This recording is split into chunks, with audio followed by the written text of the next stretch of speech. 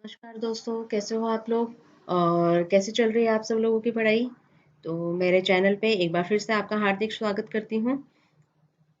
तो लास्ट जो है हमने गुप्त काल जो है कंप्लीट किया था। ठीक है।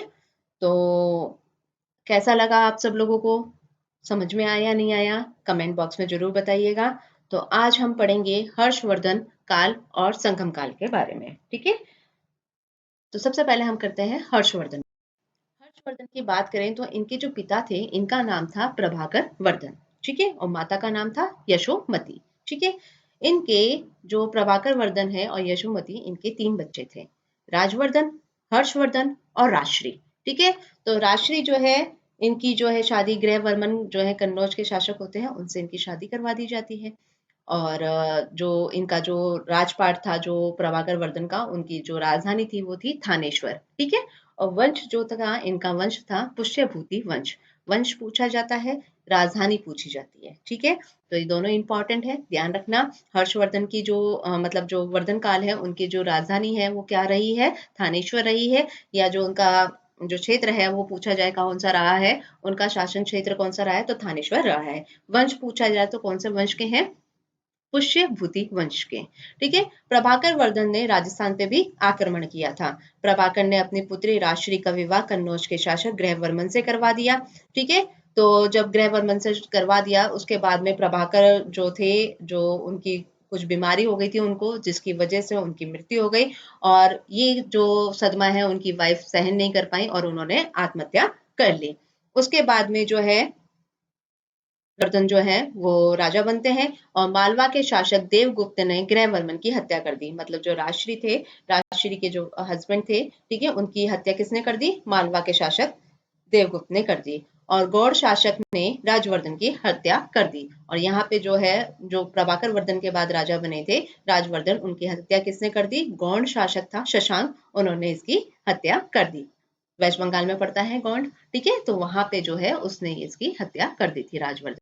तो इस तरीके से अ, माता, पिता और भाई बहन का जो पति है उनकी सबकी हत्या हो गई इसमें। और मात्र एकमात्र बच्चे आपके हर्षवर्धन।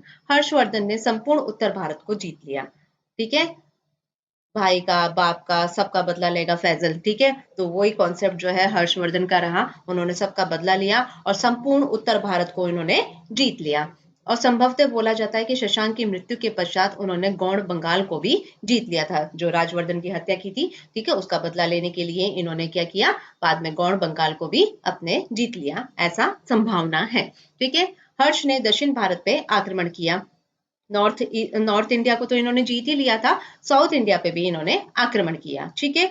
चालुक्य वंश के शासक पुलकेशन सेकंड ने हर्ष को नर्मदा नदी के तट पर पराजित किया। इंपॉर्टेंट क्वेश्चन है, आपसे पूछा जाता है कि कौन से अभिलेख में चालुक्य वंश के शासक पुलकेशन सेकंड ने हर्षवर्धन को हराया था। ठीक है। तो कौन सा अभिलेख है, एहोल अभिलेख है। ठीक है।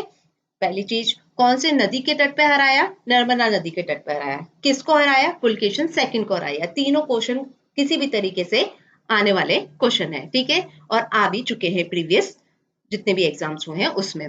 एहोल अभिलेख में हर्ष को उत्तरापंत स्वामी कहा जाता है। ठीक है। तो ये भी ध्यान रखना, उत्तरापंत स्वामी किसको कहा गया है, हर्षवर्धन को कहा गया है। कौन से अभिलेख में कहा गया है, एहोल अभिलेख में कहा गया है।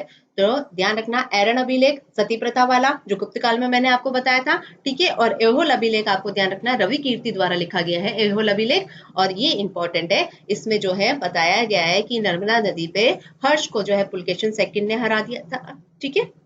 और उत्तरापंत स्वामी हर्ष को बताया। उसके बाद में हम बात करें, चीनी यात्री हेंग सांग हर्ष के समय भारत आया था। तो आपसे ये भी पूछा जाएगा हर्षवर्धन के समय कौन आया था, हेंग सांग आया था, चीनी यात्री था। ठीक है। बौद्ध धर्म की शिक्षा और जानकारी के लिए भारत में आया था। हेंग सांग ने नालंदा विश्वविद्यालय में अध्ययन किया और बाद में वहां का ही टीचर बन गया था। ठीक है। हेंग सांग जो है हर्षवर्धन की प्रशंसा करता है और हेंग सांग ने दक्षिण भारत की यात्रा भी करी थी। ठीक है। और हेंग सांग नरसिंह वर्मन प्रथम तथा पुलकेशन सेकंड का उल्लेख भी करता है। ठीक है। तो आप ध्यान रखना इसको, इन्होंने भीनमाल की यात्रा भी करी थी। और इनकी किताब जो वेरी वेरी इंपॉर्टेंट है, सी यू की। ठीक है। हेंग सांग की किताब का नाम है। ठीक है।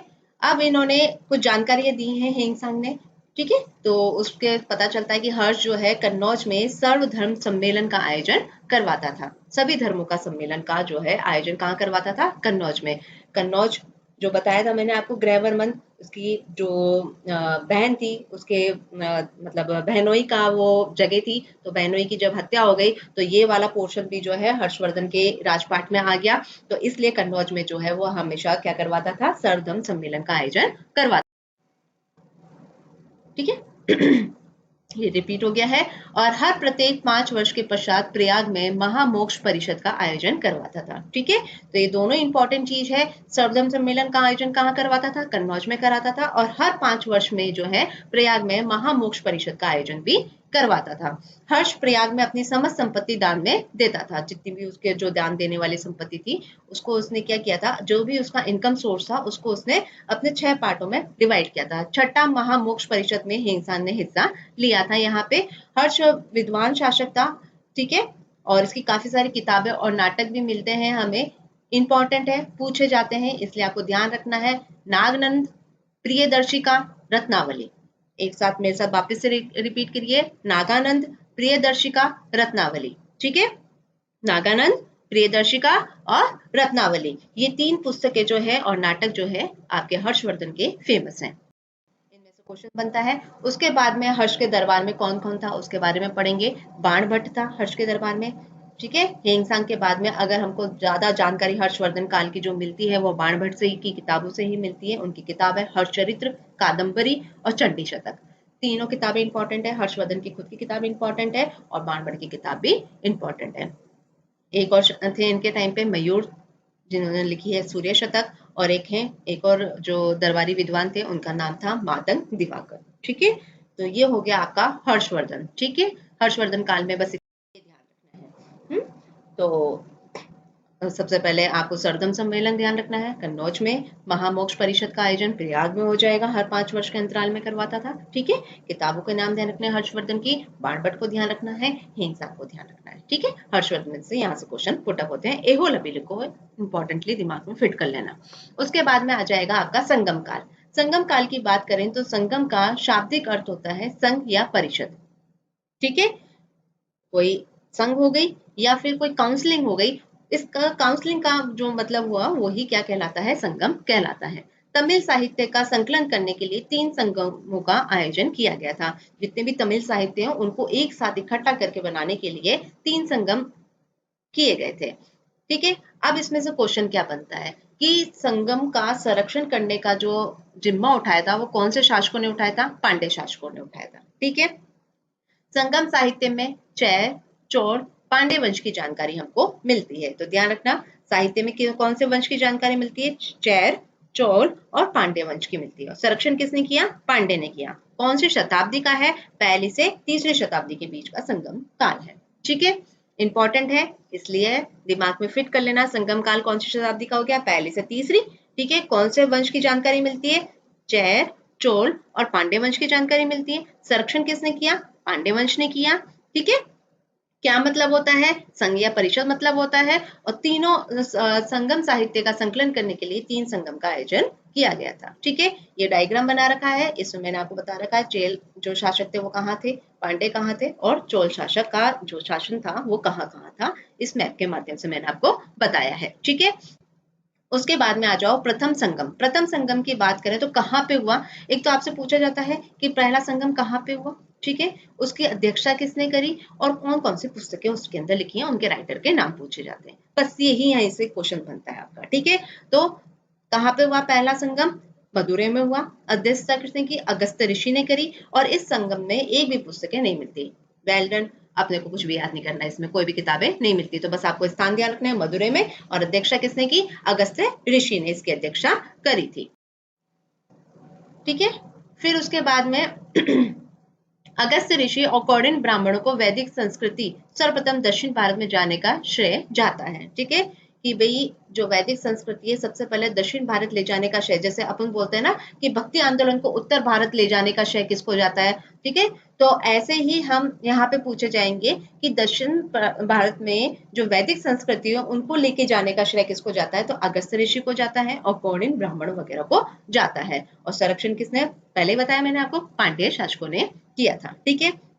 ये हो गया आपका पहला संगम, पहला संगम हो गया। उसके बाद में आपको ध्यान रखना है दूसरा संगम कहाँ पे हुआ, कपाटपुरम में। पहले तो इनकी अध्यक्षता करी थी अगस्त्य ऋषि ने, फिर वो बीच में छोड़ गए और उसके बाद में किसने करी, तोलक पियर ने की, ठीक है। तोलक पियर, देखो नाम से पता चल जाएगा, इनकी किताब का नाम भी क्या है, तोलक पियम, ठीक है। क्या है इस किताब के अंदर, तमिल व्याकरण के बारे में जानकारी इसके अंदर बता रखी है, ठीक है। तो ये हो जाएगा आपका दूसरा संगम। तीसरे संगम में बहुत सारी किताबें, बहुत सारे गीत, जो भजनों का संकलन वगैरह जो किया गया है वो बहुत सारी किताबें की गई हैं इसके अंदर, और इसमें से क्वेश्चन आपका बनता ही बनता है, ठीक है। तो तीसरा संगम की बात करें तो इसका स्थान उत्तरी मध्य, ठीक है। अध्यक्षता किसने की, नक्कीकर ने की, ठीक है, नकीरर। और किताब थी एतु तोके और पतु पातु, ठीक है। एतु तोके 8 भजनों का संकलन है और पत्तू पातू 10 भजनों का संकलन है, ठीक है। अब और कौन कौन सी किताबें लिखी गई इसके तहत, लेखक का नाम है आपका आएगा इसमें एंग्लो आदिगल, ठीक है। अगर आपने पुराने प्रीवियस दूरदर्शन कभी देखा हो तो उसमें ये आपका आता था, कोवलन और कण्वी की कहानी है, ठीक है। और ये महिला प्रधान पुस्तक है। इस पुस्तक में नुपुर की कथा है, ठीक है, पायल जिसको बोलते हैं, ठीक है। पायल की कथा है, कहानी है इसके अंदर, कि बोलते हैं कि एक राजा है, उसकी पायल खो जाती है और वो इस तरीके से दूसरे के पास पहुंच जाती है, तो इस तरीके की एक कहानी है। उस कहानी, ठीक है, की किताब का नाम क्या है, शिल्पादि कारम। किसने लिखी है, एंग्लो आदिकर ने। कौन सी किताब है, शिल्पादि कारम। लेखक कौन है, एंग्लो आदिकर। नुपुर की कहानी है इसके अंदर, कोलवन और कण्वी की कहानी है। फिर राजा द्वारा पकड़ा जाता है कि ये पायल कहाँ से मिली तुम्हें, इस तरीके से कोलन को पकड़ा दिया जाता है और जेल में डाल दिया जाता है। इस तरह की जो स्टोरी है शिल्पादि कारम के अंदर है, और इसके लेखक कौन है, एंग्लो आदिगल। आज के लिए इतना ही। तो आशा करती हूँ आपको मेरा वीडियो पसंद आया होगा। तो आज हमने हर्षवर्धन काल किया है और संगम काल किया है, इसको आप ध्यान से पढ़िएगा, ठीक है। और किताबों को थोड़ा सा याद करने की कोशिश करिएगा। नेक्स्ट वीडियो में फिर हम चेर चोल पांडे और उसके बाद में जो त्रिपक्षीय संघर्ष है थोड़ा सा उसको कंप्लीट करेंगे। 2-3 क्लास हो गए और फिर आपका जो प्राचीन भारत का इतिहास है वो कंप्लीट हो जाएगा। और उसके बाद में फिर हम थोड़े से, मैं जब लाइव आऊंगी तब अपन इसके, या फिर मैं ऐसे ही आप कमेंट बॉक्स में बता दीजिएगा जो भी है, ठीक है। तो अपन थोड़े से कुछ प्रीवियस ईयर के जो है क्वेश्चंस पेपर करेंगे, ठीक है। तो आशा करती हूँ आपको मेरा वीडियो पसंद आएगा। तो प्लीज मेरे चैनल को ज्यादा से ज्यादा लाइक करें, शेयर करें, सब्सक्राइब करें, और कोई भी बात है तो कमेंट बॉक्स में जरूर लिख के बताएं। धन्यवाद।